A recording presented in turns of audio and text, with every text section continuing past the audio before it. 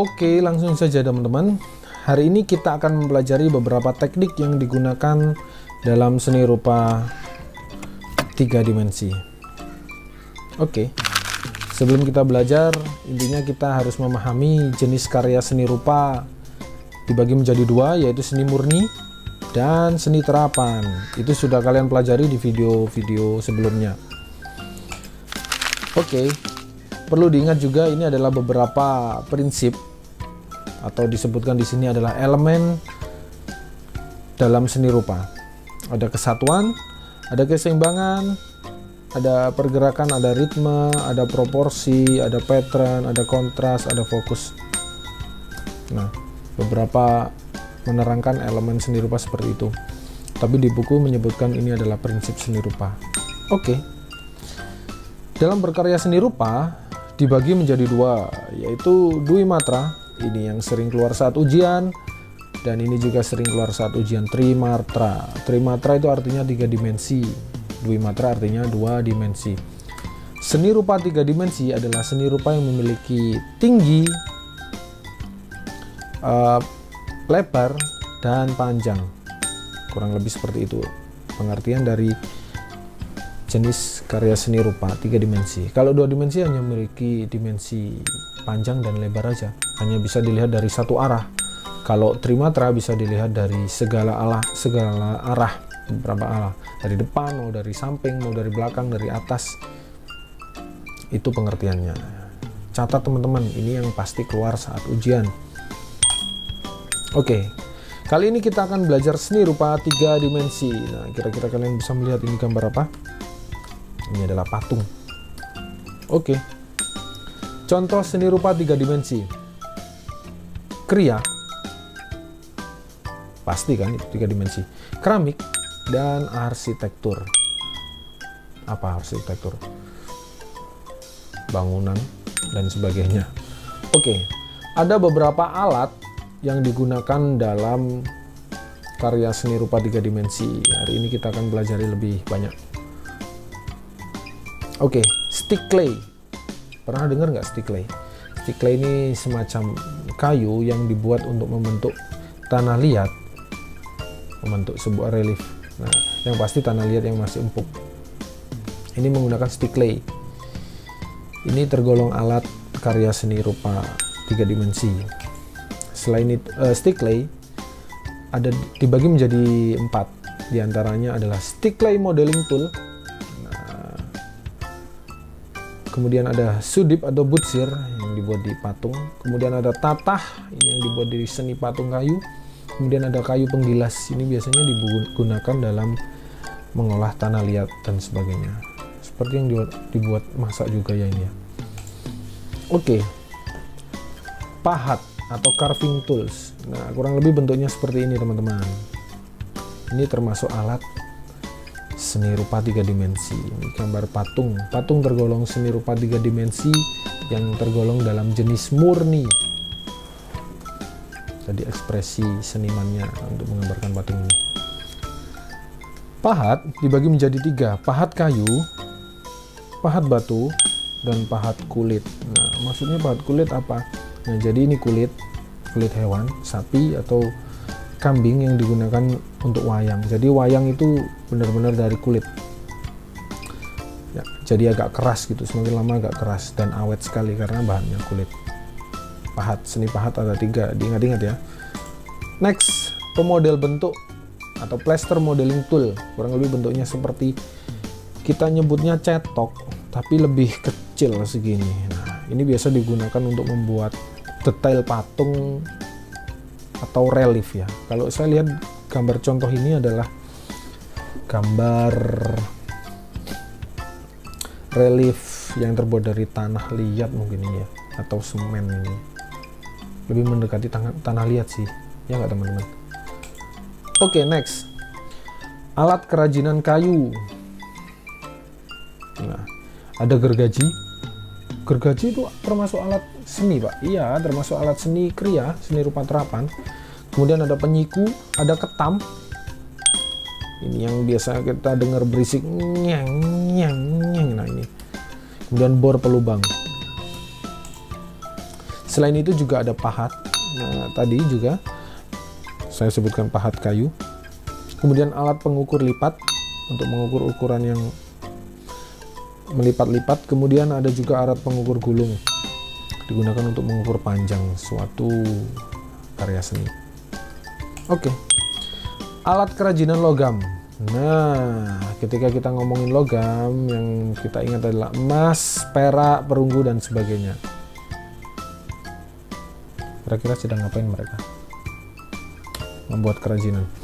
Alat kerajinan logam diantaranya adalah alat pelebur yang terdiri dari perapen atau perapian atau pengapian, kemudian kowi atau tempat melelehkan perak dan logam sebagainya. Kemudian cetakan, mau dibuat seperti apa sih perak itu atau logam itu. Kemudian alat untuk menempa terdiri dari palu, menempa itu memukul, kurang lebih seperti inilah. Berukuran kecil, paron dan supit. Oke. Kemudian juga ada alat untuk mengukir, untuk membuat ukiran-ukiran di logam tersebut sehingga memiliki nilai estetika. Kemudian juga ada alat untuk merakit, terdiri dari patri, nah, dan ancur. Apa ini ancur? Obat patri.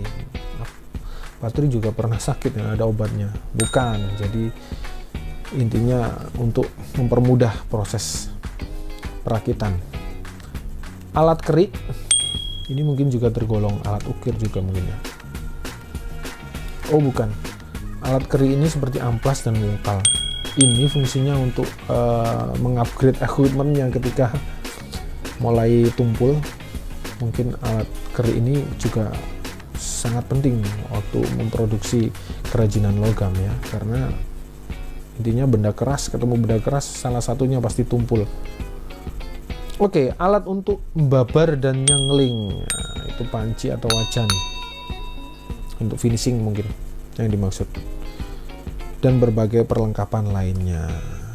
Iya, itu adalah kerajinan logam. Sekarang kita akan berlanjut ke bahan-bahan yang digunakan dalam memproduksi seni rupa 3 dimensi. Pewarna. Pewarna selain digunakan di seni rupa 2 dimensi, pewarna juga digunakan di seni rupa 3 dimensi. Oke, bisa kalian lihat itu adalah patung kuda yang diberi warna. Yang pasti bukan cat air ya. Kalau cat air kena hujan patungnya odor, ini luntur airnya. Tanah liat. Tanah liat merupakan bahan dasar untuk membuat gerabah dari tanah liat. Kira-kira ini membuat apa, anak? Membuat kunci ya, ini tanah liat. Bisa kalian temukan di sekitar rumah kalian dan di sekitar sekolah juga bisa. Kemudian batu. Nah, batu-batu tertentu merupakan bahan dasar untuk membuat patung. Nah, patung yang sangat sering kita lihat di sekitar jalanan Trowulan. Ketika kalian lewat sana, ini adalah patung reco. Ini terbuat batu yang dipahat. Kayu. Kayu juga termasuk bahan seni rupa. Jadi intinya anak-anak, semua yang sudah diproses dari benda mentah menuju benda asli itu tergolong juga seni. Memahat, membuat meja. Tetapi ketika berbicara seni, yang ditinjau adalah keindahannya, nilai estetikanya. Setiap benda nilai estetikanya berbeda-beda. Ini adalah kayu yang sudah diukir dan diolah, diberikan lapisan pelitur dan sebagainya. Ini kurang lebih menjadi kuda, patung kuda. Oke. Logam. Logam merupakan bahan dasar seni rupa yang digunakan untuk seni kriya perhiasan. Nah, ini gambarnya kalau tidak salah ini perak, bukan? Nah, jadilah seperti ini kalau sudah diolah. Oke, next, bahan lain. Ada beberapa bahan yang digunakan untuk memproduksi seni rupa 3 dimensi. Plywood. Kalau di sekitar rumah kita pernah mendengar plywood. Plywood itu semacam triplek yang berlapis. Nah, seperti ini. Ini plywood. Itu pabriknya ada di sekitar Brambang. Plywood dibuat apa sih? Ya, plywood bisa dibuat karya seni murni Trimatra, atau juga bisa dibuat meja. Meja yang sedang saya pakai ini juga bukan kayu asli. Ini topnya, bagian atasnya terbuat dari plywood. Kemudian karton atau kardus itu sering kita lihat, ada beberapa kali kita lihat karton digunakan menjadi seni rupa 3 dimensi. Tapi perlu kalian tahu, karton juga digunakan untuk membuat patung. Bisa kalian browsing. Kemudian bambu adalah bahan dasar untuk membuat patung dari bambu. Kalian pernah lihat nggak patung dari bambu? Kalau belum pernah lihat, silakan cek di link di pojok kanan atas, atau ketika tidak muncul silakan ketik di pencarian Google patung bambu statue. Ya, kurang lebih seperti itu. Kain. Nah, seringkali kita jumpai di sekolah kita, ya, ada pembelajaran seni budaya yang dikombinasikan kewirausahaan yang diajar Bapak Awi itu memanfaatkan handuk bekas yang dicampur semen, dijadikan pot bunga, kemudian diberi warna. Ini kain termasuk bahan dasar seni rupa 3 dimensi. 3 dimensi memiliki relief. Tentu saja biji-bijian ketika disusun membentuk sebuah bagan, dia akan memiliki relief dan termasuk karya seni 3 dimensi. Nah, kurang lebih seperti itu. Ada juga rotan. Di materi sebelumnya saya contohkan rotan bisa digunakan untuk keranjang dan sebagainya. Keranjang, kursi, meja, dan sebagainya. Kemudian fiberglass ini semacam cairan atau biasa disebut resin. Ini digunakan untuk membentuk patung. Jadi kalau sudah kering ini benar-benar pekat. Fiberglass. Kemudian bulu. Apaan bulu termasuk karya seni rupa, Pak? Iya, ini kan juga termasuk karya seni rupa terapan atau kriya, kemucing. Selain itu bulu juga dibuat hiasan. Nah, kalian pasti kalau kepingin tahu lebih jelasnya silahkan browsing. Nah, hiasan yang terbuat dari bulu. Kemudian tali plastik. Nah, kira-kira tali plastik itu seperti apa dan dibuat apa? Kalau di sini contohnya tali plastik itu dibuat untuk membuat, ini keranjang bukan ya? Buat keranjang ini. Nah, pengrajinnya membuat keranjang. Ini termasuk karya seni rupa terapan. Seni rupa ini termasuk bahannya.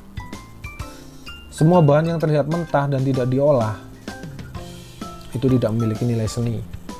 Tapi ketika sudah diolah memiliki nilai seni. Kemudian busa. Nah, busa sering kali kita lihat waktu karnaval. Itu ada busa. Busa styrofoam yang diukir sedemikian rupa menyerupai ukiran-ukiran bernuansa Jawa dan sebagainya. Oke, kurang lebih itu saja. Sekian materi dari saya. Mohon maaf bila ada kurang atau lebihnya dalam penyampaian saya di materi kali ini. Jangan lupa untuk menambah wawasan kalian, silakan kerjakan tugas yang berada di kolom komentar dan sudah beberapa saya share di Google Classroom. Jangan lupa. Semoga ilmu saya bermanfaat, semoga kalian sukses selalu, sehat selalu. Sekian dari saya akhiri. Wassalamualaikum warahmatullahi wabarakatuh. Sampai jumpa.